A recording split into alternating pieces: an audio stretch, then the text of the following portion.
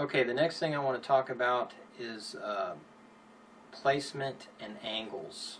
And what I'm referring to is, for one, like how you angle your hand on the guitar neck. I find that some folks will angle their hand like this, and then when they try to do some of the stretchier type things that I do, they just can't do it.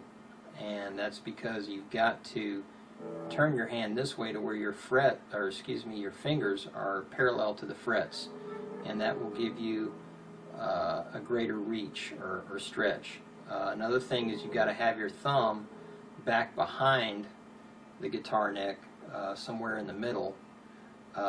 You could do this like if you had your thumb, say here, look how much you can stretch. But as you bring your thumb up over the neck, okay, your hand starts to close up. You can't stretch it as much, but the more you bring it back around the neck, it just allows you to open your fingers up to have a greater reach.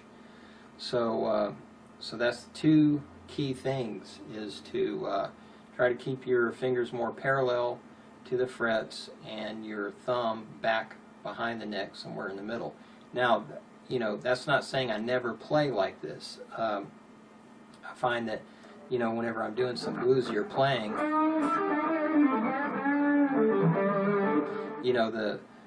having my hand more at an angle with my thumb right here, helps me to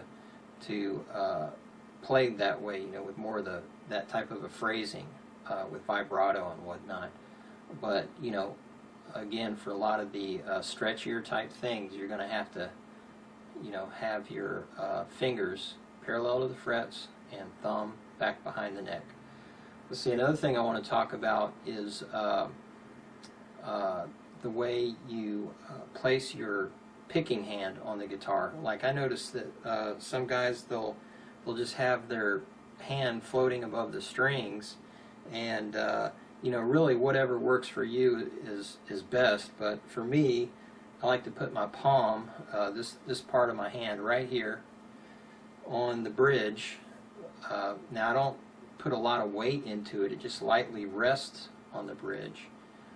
For my picking, my forearm is anchored on the guitar, rests on the guitar, and then my palm rests lightly on the bridge. And that also comes into play with my string dampening technique, which we'll get into here in a second.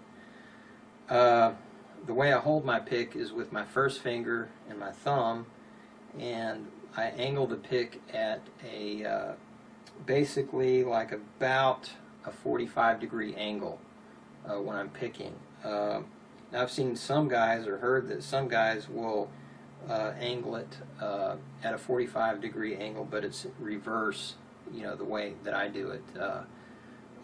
Like Sean Lane, who's an incredibly fast picker, he kind of reverses that 45. I kind of angle mine down. He angles his up. So again, just whatever works for you.